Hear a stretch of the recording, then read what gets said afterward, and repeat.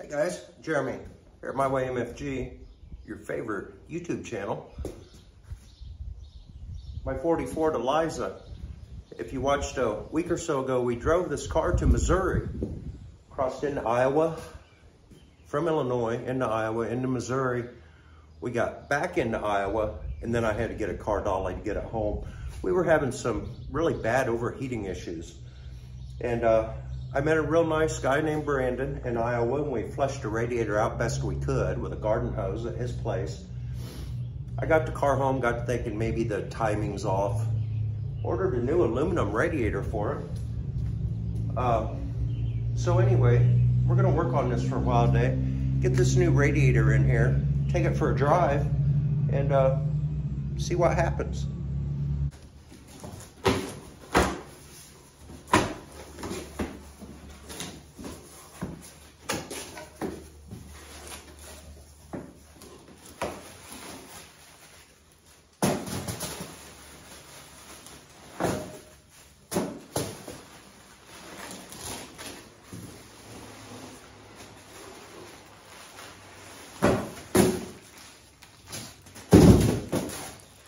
Got our two bottom hoses, two top hoses. Our brackets appear to be in the right place. Configuration all looks right. Pretty decent looking welds on it. That's about all I know so far. So we'll see if we can get this one out of here and then get the new one in. I can't remember exactly. When I bought this car from Brian, he said the radiator that was in it when he got it wasn't usable. So he got this other radiator somewhere, and I seem to remember him telling me he had it flushed, like at a shop. Maybe he did, or maybe he just done it at home. I don't know. I'll ask him next time I see him. But regardless, it's leaking in several places. And the flow didn't look very good, so them long trips, you get far away from home, it'd just be good to have a new one, I'm thinking. You want things pretty reliable, you know, on them long trips. Now that trip we took to Missouri, to me it was a success. I mean, if you guys are coming across this channel for the first time, many of you have been with me since the beginning. For the guys that don't know, go back in the video playlist and watch those first 10 videos on this car and see how far it's actually came. When I got this thing 2 years ago, you would never have thought about driving it out of state. Most people wouldn't even have drove it around the block. But anyway, we're getting there. So to cross 2 state lines and then cross back another one, to me, that's success.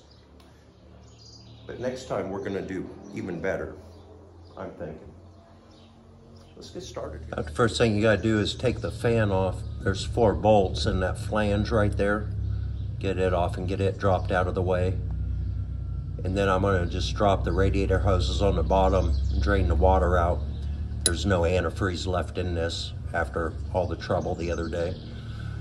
So I doubt if I can film this and do it at the same time, but 4 bolts, drop the 2 bottom hoses, get you back in here. The radiator out. I'm gonna take this garden hose, run water through the top and let it run out the bottom, back flushing this block, and see if we see any debris come out of there.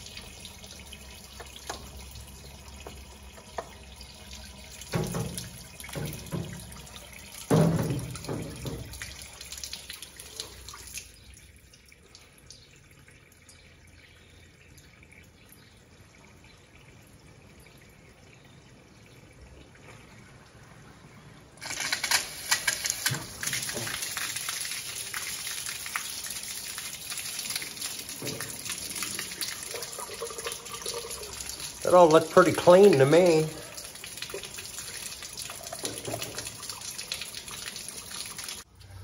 You get online and you start reading about aluminum radiators opposed to original copper ones. And it gets a little bit confusing because most of the aluminum radiators are advertised to cool like 30% better than the original.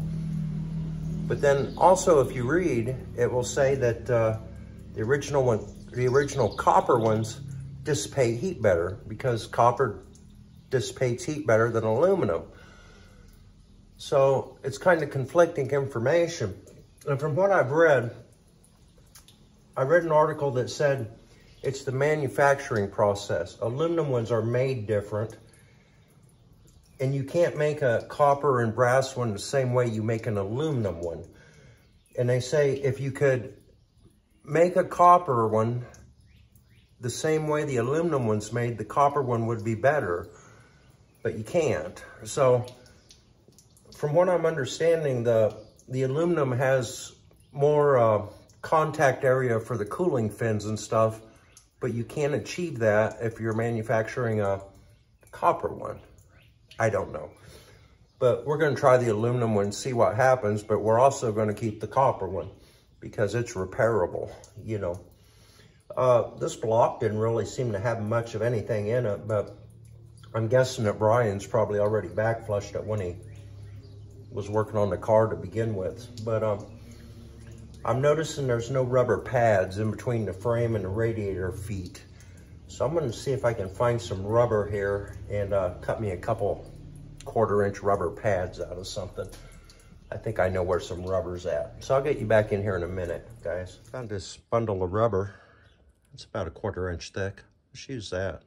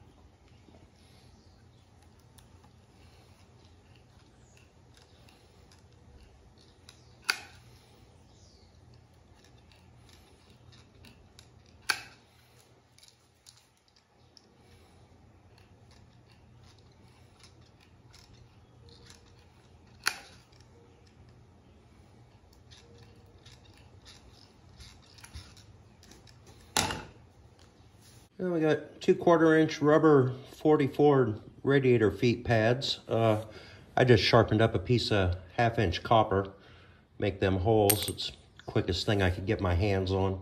Worked real good. So anyway, those weren't in there before, but I read that they're supposed to be. Another thing that is supposed to be, this radiator is supposed to be mounted with a spring, much like the gas tank. It's supposed to have a long bolt and a spring so the frame can flex a little bit and not be using the radiator as a cross member. That's how we mounted the gas tank last winter in the videos. I don't have the stuff here to do that today, but I'm gonna keep it in my mind, and at some point, maybe I will add a longer bolt and a spring. I think you only have to do it on one side, just so there's some flex there. You can find very little information on that, but I did read enough to know it should have that. It didn't, but it should. But anyway, we'll circle back to that. I just got that set down in the place. I put the 2 top hoses on just to hold it from falling over for now. But yeah, that's where we're at with it right now. This radiator here, when it was overheating the other day, it's got this steam vent on top. And as it was overheating, I had steam just shooting out of this tube down here. Steam and water. There was a 4-pound radiator cap on here, but it was doing nothing because there's nowhere here for it to release to. There's no opening on the neck. So that wasn't doing anything. And this tube just wasn't keeping up. So the top of this looked like a balloon, you know, and it was leaking in several spots along where the top hooks to the radiator cores. And then it was leaking several places throughout the cores. But I think a lot of that was it was just building up so much pressure, it was finding every weak spot that it could, you know. But I don't know how much pressure would have been on there. That, like I say, that steam tube just wasn't keeping up with the. But this one here, it's got the release at the cap. That's a 19-pound cap. Gosh, that seems like too much to me. I wonder if the other cap would fit it. That shouldn't be 19 pounds. Wonder why they would put such a heavy cap on it.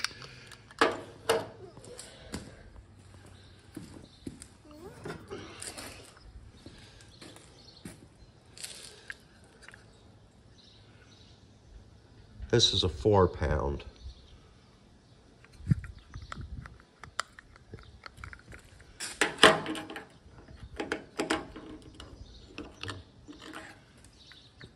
And of course it's different. Why such a heavy cap? Guess I'm gonna have to try it. I might have to get a different radiator cap for that. I don't know.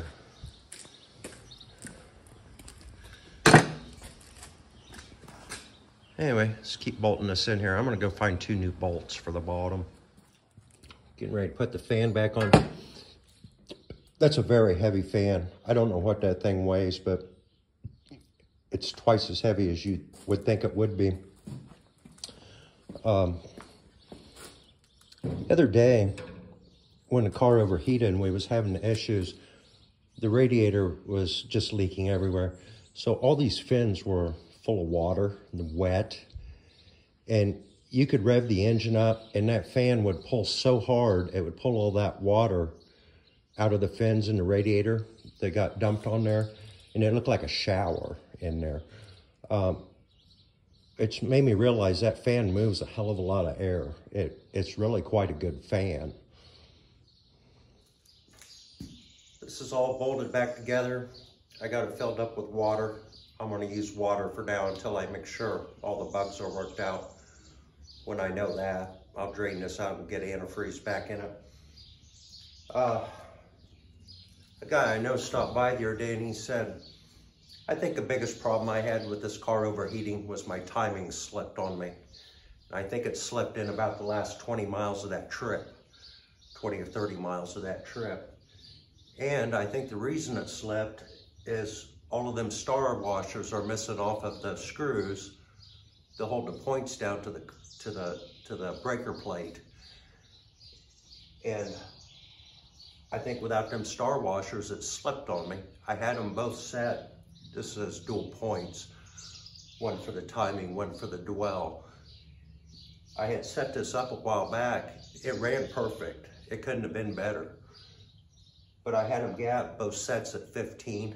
And when I took this off and checked it, I was at 11. But I had a guy ask me, I don't understand, he said, how retarded timing could make it overheat. And I was trying to explain it to him. Your combustion chamber, if your piston's at the top, your combustion chamber gets real small at the top of the piston.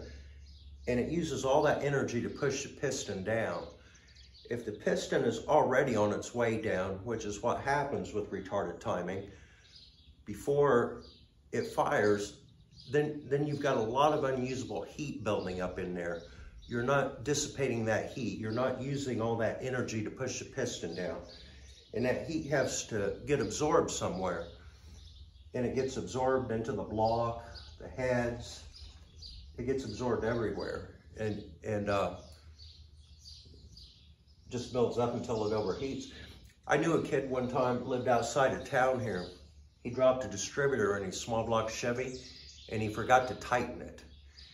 And he drove it into town about 2 miles and it overheated and he popped the hood. And when he did, the exhaust manifolds were glowing cherry red because the distributor had turned and backed off on him and retarded the timing.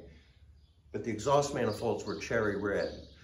Remember when I said in the last video talking about this car that retarded timings is especially important on a flathead Ford? If they're retarded even a little bit, they're going to overheat. The reason being, the exhaust valves on this are up near the intake manifold, and then the exhaust crosses through the block to get to the exhaust manifolds, and it's right up against your water jackets. So, like I was just saying, his exhaust manifolds were glowing cherry red on that 350 Chevy. On this, it goes through the block before it ever gets to the exhaust manifolds. You have no chance in hell of keeping one of these cool if your timing's retarded. You get all that extra heat build up, it's gonna not stay cool. And that's what happened. But I think I got the timing set again. I haven't got the star washers on there yet. I got the screws as tight as I can get them, but I had them tight before. But I want to get this set up as good as I had it the first time because it was just perfect. And I think when they started to slip on me and it got out of time, I was just doing highway miles. I wasn't trying to take off at stop signs or nothing. And I never noticed it getting retarded until it overheated. And then by that time, I'm so hyper-focused on the overheating problem, I'm not really thinking clearly about timing.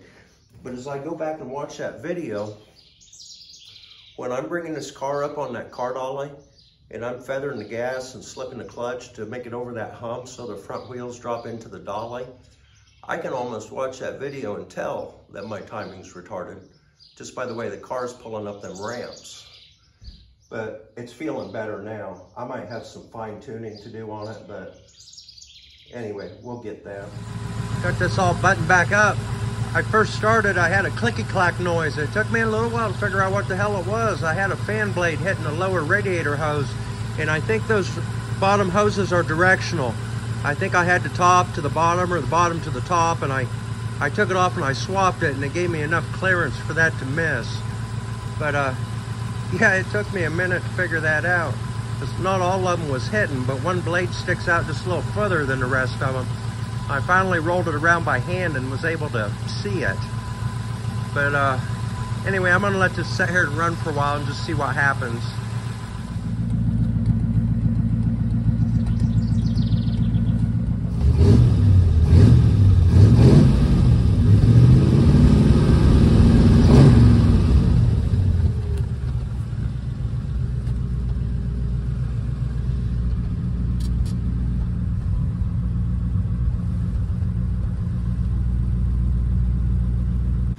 Had another one of my old friends call me the other night on an unrelated issue. We were talking about a mutual friend who had fallen and broken his hip, but he had also watched my video, and he said I was wrong about the point gap. He said that closing up the point gap advances the timing and opening it retards the timing. Well, I was on the phone with him and I didn't want to get into a discussion on it because I knew I wouldn't be able to explain it over the phone.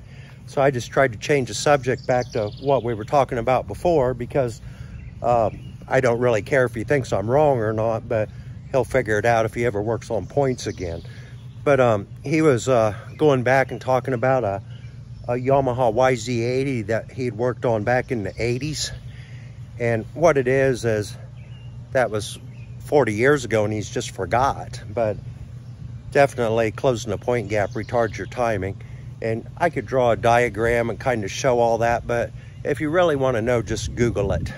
But anyway, yeah, we're gonna let this just sit here and run for a while, and then maybe here after a bit take it for a drive, see how it's doing. The temperature gauge reading 100 right now in Indianese. It gets up to 120 and overheats. The other day it was running at about 110 to 115. When it get up to 120, I was in trouble. Just went about 2 miles. Still right at 100. This has always ran at about 100 to 115.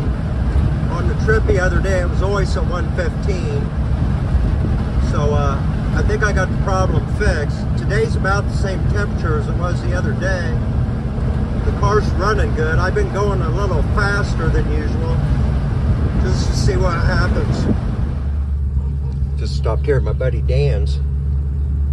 See if he's home. I'm just gonna let this idle here for a minute. I drove out to my buddy Dan's, turned around in his driveway. He wasn't home. I think this is fixed. I might mess with it. I think I need just a little bit more advance maybe. I'm gonna play with that slide on the side of the distributor and just give it just a little bit, just a hair.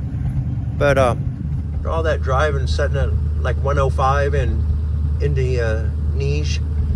So anyway, don't have a bunch of steam blowing out the front. That's good.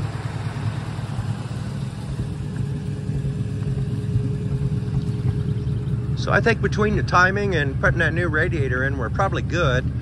I got to get this all cleaned up. It's still got all the trash in it from our trip the other day.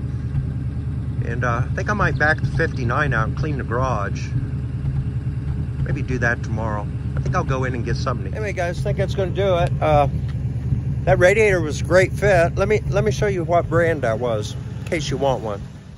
That just came off a Google search, cooling and radiator specialist. But I got to say, it fit right in there. There was no issues whatsoever. That's good, right? Just kind of plug and play. But I'm going to keep the old one around. I might want to put it back in there at some point. I doubt it, but it's still usable, repairable, whatever. But anyway, guys, this is going to do it for this video. Thanks for watching. We'll do another trip soon. Catch you on the next one. Please like, comment, share, subscribe, all them things. Jeremy, later. Bye.